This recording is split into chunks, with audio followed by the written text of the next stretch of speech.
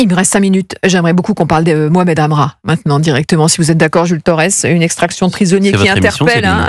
Mohamed Amra, je le rappelle, poursuivi pour meurtre en bande organisée, qui sera donc transféré la semaine prochaine de la prison ultra sécurisée de Condé-sur-Sarthe vers Paris.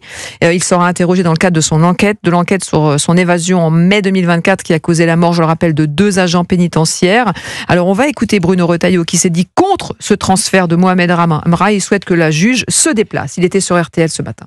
On voit bien que chaque extraction, non seulement consomme des moyens de gendarmerie, les moyens du ministère de l'Intérieur, ça coûte cher aux contribuables, mais surtout, à chaque fois, ce sont des risques. Simplement, dans la loi narcotrafic, il y a un dispositif qui rendra obligatoire précisément l'audition de ces gens-là par visioconférence. C'est fondamental, parce que sinon, nos policiers et nos gendarmes, les agents de la pénitentiaire, peuvent risquer leur vie. Faire sortir des types aussi dangereux d'une prison, ce sont des risques majeurs. Donc il faut que nous nous y adaptions et qu'on entende soit que le juge se déplace, soit qu'il y ait une visioconférence.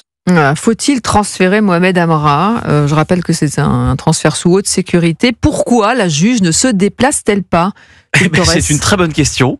Je pense que les Français, quand ils entendent justement cette question, sont heurtés, se demandent même comment ça peut exister. Mohamed Amra, il est depuis son arrestation en Roumanie dans la prison de Condé-sur-Sarthe, l'une des prisons les plus sécurisées de France.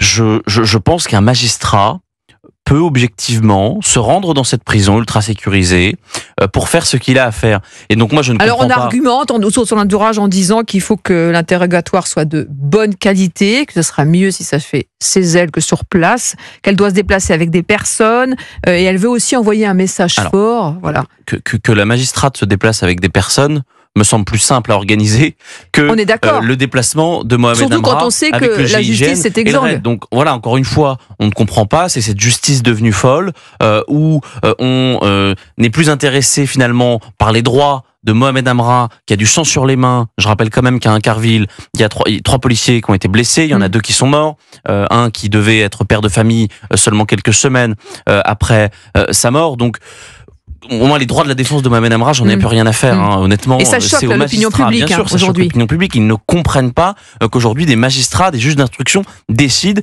que ce monsieur doit faire des dizaines de kilomètres pour participer avec à l'enquête. Avec un dispositif colossal, le GIGN. Et dispositif colossal très coûteux. Absolument. Voilà.